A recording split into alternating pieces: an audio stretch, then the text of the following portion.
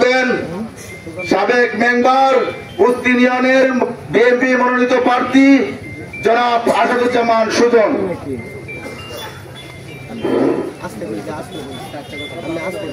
বিসমিল্লাহির রহমানির রহিম। ঐতিহ্যবাহী কান্দিপাড়া বাজারের সকল ব্যবসায়ী বৃন্দ, উপস্থিত বিএনপি ও অঙ্গ সহযোগী সংগঠনের সকল নেতৃবৃন্দ, সবাই আমার অন্তরের অন্তঃস্থল থেকে আন্তরিক সালাম গ্রহণ করুন। আসসালামু আলাইকুম।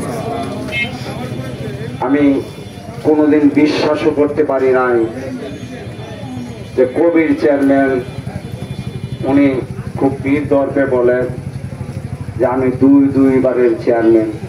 উনি নিজে উপস্থিত থেকে তার ছেলেকে হুকুম দিয়ে উনি আমার বুকে পিস্তল ধরে রেখে নৃশংসভাবে কুপিয়েছেন। মহান আল্লাহ রাব্বুল আলামিন আপনাদের দোয়ার বরকতে আমার জানটাকে ভিক্ষা দিয়েছে। আজ কান্দিপাড়া বাজারের ব্যবসায়ী, কুস্তি ইউনিয়নের মানুষ, পাগলা থানার মানুষ, কফরগাঁয়ের মানুষ যদি বলেন আমি আল্লাহর হস্তে ওনাকে ক্ষমা করে দিব, সন্ত্রাসীদের কোনো ক্ষমা নাই। ওনার যদি ভুল করে থাকেন আমি ভুল করব না। আমি আমার বাপের একটাই সন্তান। আজকে আমি মারা গেলে আমার বাবা আগে মারা যেত, মা মারা যেত, আপনারা হয়তো বা একটু কান্নাকাটি করতেন। আমি কিন্তু আমার ব্যক্তিগত স্বার্থের জন্য কথা বলি নাই। মরহুম আশফাক আলী সরকার সাহেব এবং আমার বড় বাবা খালেক ব্যাপারী সাহেব, ওনারা ছিলেন সহোদর ভাইরা। তাদের একান্ত প্রচেষ্টায় এই কান্দিপাড়া বাজারের এই আশফাক আলী হাই স্কুল প্রতিষ্ঠিত হয়, যার পরিপ্রেক্ষিতে বাজার তৈরি হয়। আমাদেরও বাজারে জায়গা জমি আছে, আমরা কিন্তু এত কাপড় দেখাই না, কারো কাছে চাঁদা চাই না। আজকে উনি বারবার একটি কথাই বলেন যে আমার বাপ দাদার প্রতিষ্ঠান। আচ্ছা আপনারা বলুন, যদি কোনো ব্যক্তি ওয়াকফ স্টেট ঘোষণা করে সেটা কি বাপ দাদার থাকে না? এটা কারো বাপ দাদার জায়গা না, এটা আমাদের জায়গা, জনগণের জায়গা, এই দেশের আপামর জনসাধারণের জায়গা। এখানে যারা আশফাক আলী হাই স্কুলে লেখাপড়া করেন, এদেশের সকলের সন্তান লেখাপড়া করেন।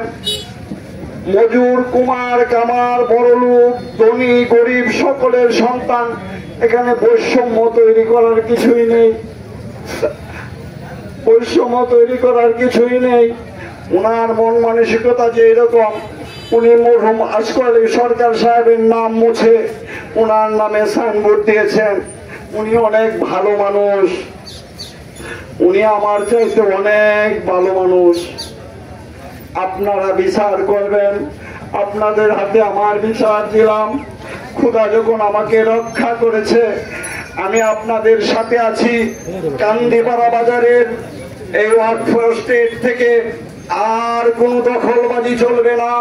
আমি আমার জীবন দিয়ে হলেও এদেশের জনগণ নিয়ে রক্ষা করব। একবার তো মরে গিয়েছি, আমার নাই। দুঃসাহস করবেন না, দুঃসাহস করলে জনরোষের মুখে আপনি মারা যেতে পারেন।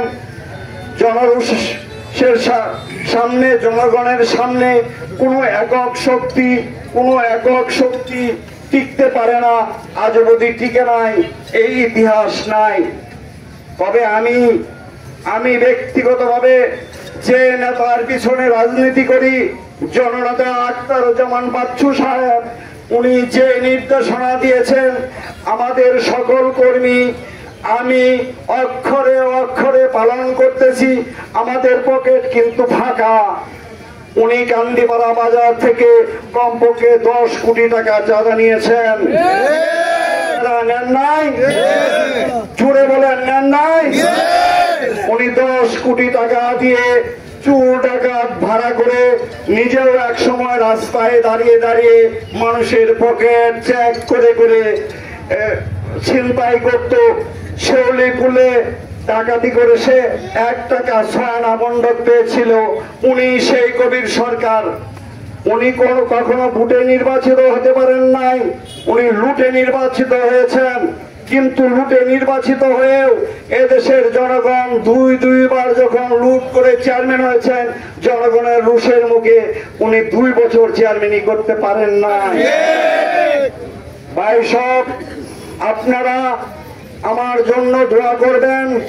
এই বাজার আপনাদের, এই বাজার আমাদের, এই বাজারের ব্যবসায়ীদের রক্ষা করার দায়িত্ব আপনাদের। আমাদের জননেতা তারেক রহমান সাহেব কিছু কথা বলেছেন, আপনারা অনেকেই জানেন যারা ইন্টারনেট ব্যবহার করেন। জনগণের সাথে থাকবেন। বিএনপি নেতাদের উদ্দেশ্যে বলতে চাই, জনগণের সাথে থাকবেন, জনগণকে সাথে রাখবেন, অন্যায়ের প্রতিবাদ করবেন। এই হলো তারেক রহমানের নির্দেশ। হিংসা ভুলে যাবেন, হিংসা নিন্দা ভুলে গিয়ে সকলে ঐক্যমতের ভিত্তিতে এই দেশ আমরা পুনর্গঠন করব, একটি দফা বাস্তবায়ন করব। সুদৃঢ় ঐক্যই রুখে দিতে পারে সকল ষড়যন্ত্র। সেটা হলো শহীদ প্রেসিডেন্ট জিয়াউর রহমানের উক্তি। ভাইরা আমার শরীর ক্লান্ত, অনেক কথাই বলার ছিল। আমার শরীর থেকে সকল রক্ত বেরিয়ে গিয়েছিল। রক্তের লেভেল ছিল মাত্র 7। স্বাভাবিক রক্তের লেভেল 8.5 থেকে 9 লাগে। কিন্তু আল্লাহর রহমতে আমি অজ্ঞান হই নাই, সেন্সলেস হই নাই। শুধু আপনাদের দোয়ার বরকতে আমি কান্দি বাজার থেকে পর্যন্ত 1টি টাকাও আমার অবৈধ আমার এই পেটে ঢুকাই নাই। আমি কৃষকের সন্তান, স্বাভাবিক মানুষের সন্তান, স্বাভাবিকভাবে বেঁচে থাকতে চাই। সকলের কাছে দোয়া চাই, সকলের কাছে দোয়া চেয়ে আজকের মতো বিদায় নিচ্ছি। আমার যদি কোনো অপরাধ থাকে জোর হাত করে আপনাদের কাছে আমি ক্ষমা চাইছি। এই বলে আমি আমার বক্তব্য শেষ করলাম। বাংলাদেশ জিন্দাবাদ, তারেক রহমান জিন্দাবাদ, শহীদ প্রেসিডেন্ট জিয়াউর রহমান অমর হোক, খালেদা জিয়া দীর্ঘজীবী হোক, আমাদের মাঝে আবার সুস্থ হয়ে ফিরে আসুক। এই বলে আমি আমার সংক্ষিপ্ত বক্তব্য এখানে শেষ করলাম। আসসালামু আলাইকুম। আজকের জন্য